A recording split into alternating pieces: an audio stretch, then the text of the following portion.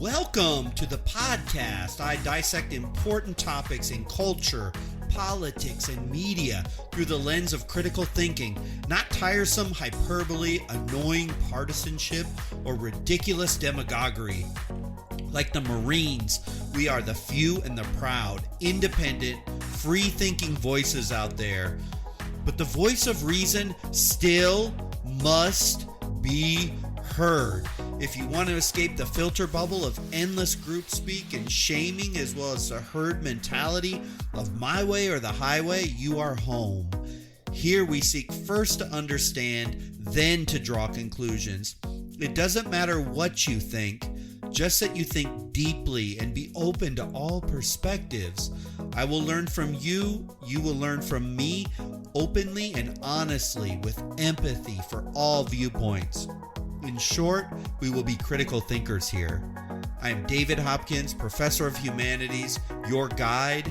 My goal is to apply critical thinking, logic, reasoning, and analysis of philosophy and history to add context and understanding to our modern world. But enough with the formalities of introduction. Let's get started. It has taken me time to develop an outward focus of my academic and intellectual pursuits. It may be with the end in sight of my professional career as an educator. I'm finding a need to be more outspoken. I may still have a couple decades left, but life as an adjunct professor is one of uncertainty from term to term and year to year, let alone my health and my life in general. So surely I'm more close to the end than the beginning of my career. Thus this podcast. At this point, I realize I can't do anything I want to do. I'm just too old for that, but I can be a whole lot more than I have already been. I teach the humanities, literature, philosophy, history, culture, politics, art, music, and dance. Basically all the humanistic studies, all the way from prehistory through the information age we currently live. I've taught Asian humanities, Western civilization, African humanities, Latin American humanities as well. I'm by no means, though, the ivory tower professor. I've spent much of my life as a soldier, a stockbroker, trader, financial advisor, a hotel manager, even a C-level executive in academic publishing and training.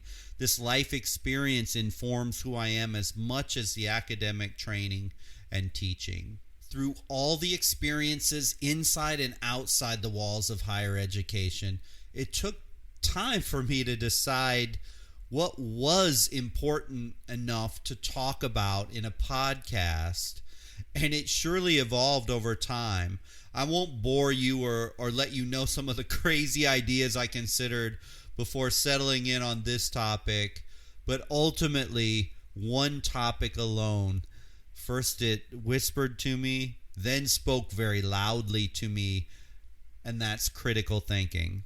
You know, to me and my students I teach, this seems to be the most critical skill, but it's a skill that's in decline in modern society.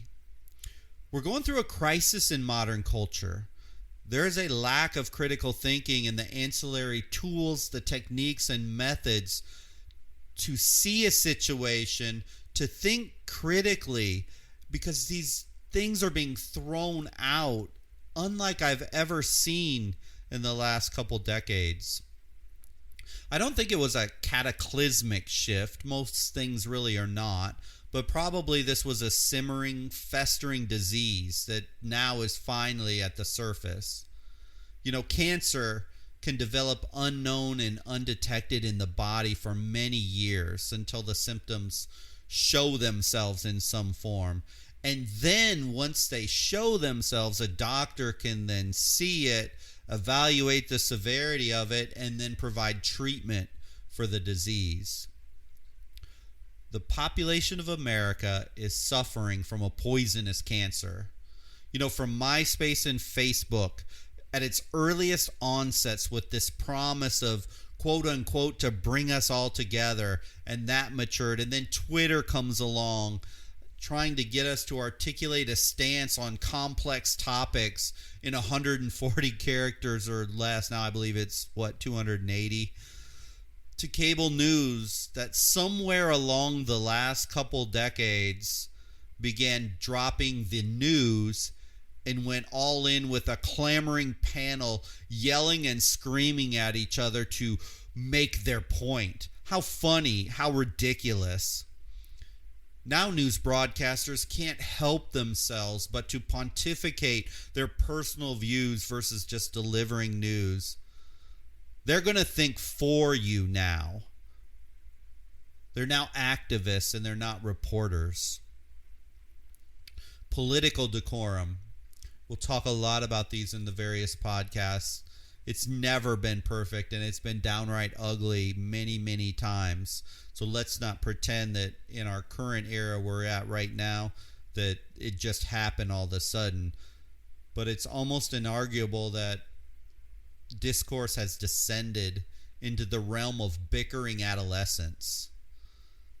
Teaching our kids that it's okay when someone disagrees with us to yell, name call, blame, dig in your heels with a no compromise tantrum.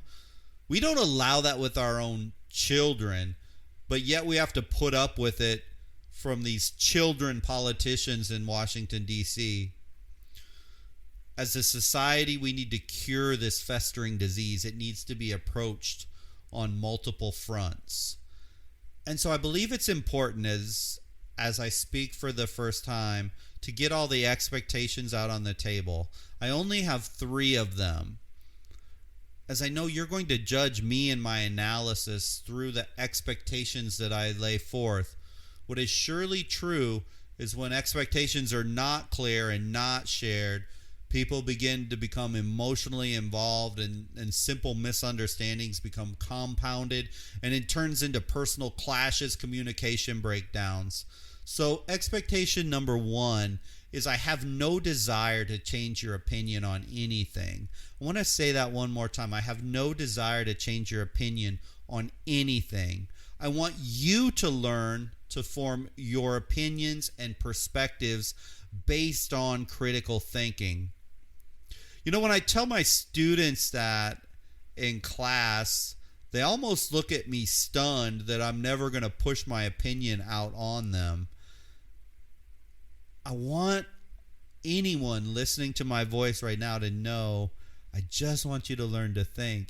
It's your job to form your own opinion based on your own beliefs, your own past history, all of those things. But if you do it critically, then I view this as a success.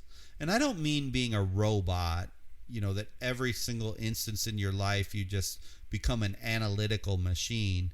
But I mean understanding how to be an intellectual, open-minded, empathetic thinker. I won't convince you what politician to vote for, what religion to practice. I mean, for me, in this format, it's silly to think that's even possible.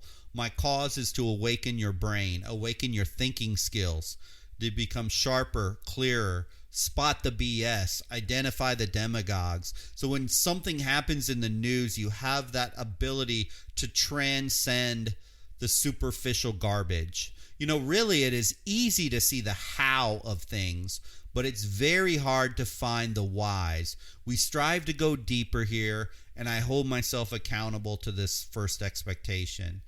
Expectation number 2, I don't want to take on easy topics, superficial society perspectives, or the drama du jour from Twitter. This isn't really worth my time.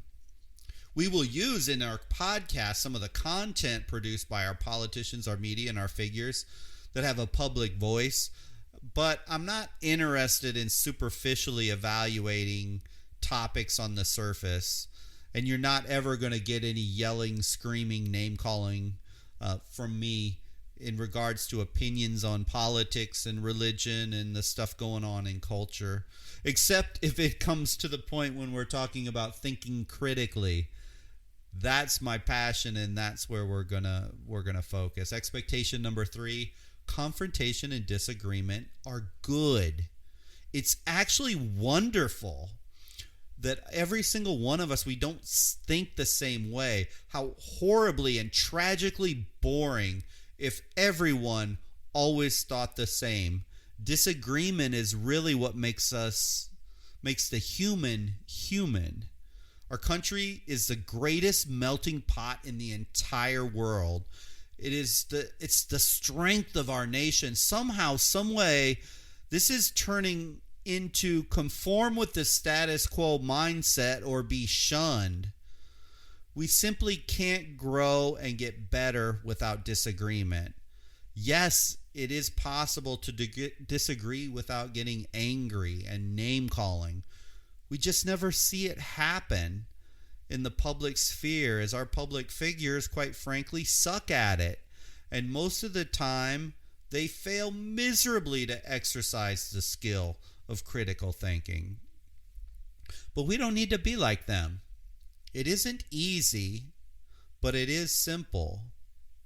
I know society wants to push us all into exactly the same box, and I get that. Now, if anyone dares to have a different opinion, mobs attack, scream, cancel, they call names, and they're seeking destruction of the person, both financially, professionally, whatever. But I'm too old and comfortable in my skin right now. So I'm just going to be authentic. The agree with me or shut up, or the agree with me or I won't listen mentality is a very deadly poison that's infecting our society. I hope you will think in a better version of you over our time together. I also hope for myself that I think better version of me as time goes on. This relationship is synergistic. What I hope through the topics in this podcast, when you come across a disagreement or confrontation, you attempt to not only understand the concerns underlying that position in your mind, that's the first step, but also that you articulate and discuss in the real world with actual real people, whether you do it personally or online in a creative, mutually beneficial way. The private forum that I've set up was designed just for that purpose. It is a public square, a place of sharing and learning environment for everyone. If you have a network of open-minded friends, critical thinkers, that's even better. You can sit face-to-face and discuss topics, and that's wonderful. But many don't have such a place where they can feel safe to have discussions and to actually want to listen to other sides and try to understand them. The private forum was designed just for that. First we need to seek to understand and then to be understood. This principle is key to critical thinking. Unless we learn to value the differences in opinions, unless we value each other and be open to the possibility that maybe a little bit of both of our sides is right, that life isn't always this binary either or that maybe there are other alternatives that just aren't making it well known, we'll never be able to transcend the limits society tries to thrust on us every single day. And know those emotions are strong and there are forces at play that do not want you to have a difference of opinion. You can exercise the courage to be open, to express your ideas, your feelings, and your experiences in a way that will encourage other people to be open as well. You can value the difference in other people. When someone disagrees with you, wouldn't it be amazing if you could say, good, you see it differently. You don't have to agree with them. You can simply affirm them and do it without fear of being attacked. And you can seek to understand when you see only two alternatives, yours and the quote-unquote wrong one, you can find that synergistic third alternative that life doesn't have to be, was not designed to be, nor should it be an us versus them mindset. This isn't some kumbaya utopia of we will all get along all the time. I mean, that is just silly. This is life and the planet Earth, and nothing is perfect. But if you approach politics, culture, society, and other people from a different perspective than our politicians do, than social media puts out and the mass media, life can become full of wonderful, crazy, and yes, sometimes frustrating opinions. But your perception, your thinking skills, and your intellect becomes deeper and broader, and this can make life less frazzled, less confused, worried, and anxious all the time. I want to quote Emerson quick. That which we persist in doing becomes easier. Not that the nature of the task has changed, but our ability to do it has increased. We must not cease from pushing ourselves. It takes practice, it takes training, it takes listening, it takes all these facets of life to become a critical thinker. You have to methodically, disciplined, and put your mind to wanting to make the changes. But you can do it. Your brain is powerful. It's just been put to sleep for many of us just from all the stuff and all the poison that's been spewed out to us over the years and decades. I hope this first episode, I call it episode 0, gives you insights into what I hope to accomplish, which is to dissect important topics in culture, politics, and media through the lens of critical thinking, not tiresome hyperbole, annoying political partisanship, or ridiculous demagoguery. I think all my training and teaching in the humanities has led me to this point of my life to launch this. I think the problem of the lack of sound intellect and critical thinking leads to a lack of free thinking and open-mindedness, which is extremely dangerous for any society. I think everyone would say, yeah, my opinion matters and I'm free to choose it. That's easy to say that. It's actually the lowest form of intellect. But it's a whole nother thing to allow the exact same courtesy to others, especially in a society that seems to say, believe like me, or you're a racist, you're a sexist, you're a misogynist, you're a communist, you're a socialist, or whatever name-calling-ist label you want to put on the end of it. You know, free thinking and deep thinking, they didn't die overnight. And you don't gain the skill to think critically overnight. It takes time. But in the end, we all, individually, in our own sphere of family, friends, our local community, we can start to change. And if this happens, then all of a sudden, if communities are changing, cities can change, and counties can change, and states can change, and then we could change the entire country. I mean, those are grandiose dreams. But things are always in a state of change. They never stay the same. So just as sometimes things fall into decay, growth and rebirth comes from those changes. We learn that throughout studying history. As we go from the plague in the Middle Ages, we get the rebirth of the Italian Renaissance. So we can make a change. It's not impossible to do it. And so in the end, thinking critically can open new doors to a new perspective, and I hope you will join me on this journey. Thank you. Thank you so much for listening. I hope you found value for the time you invested with me today. For discussion on this topic and many others, I invite you to join our private forums. I personally will be over there and engaging with everyone, and it's just a community of like-minded thinkers just like yourself.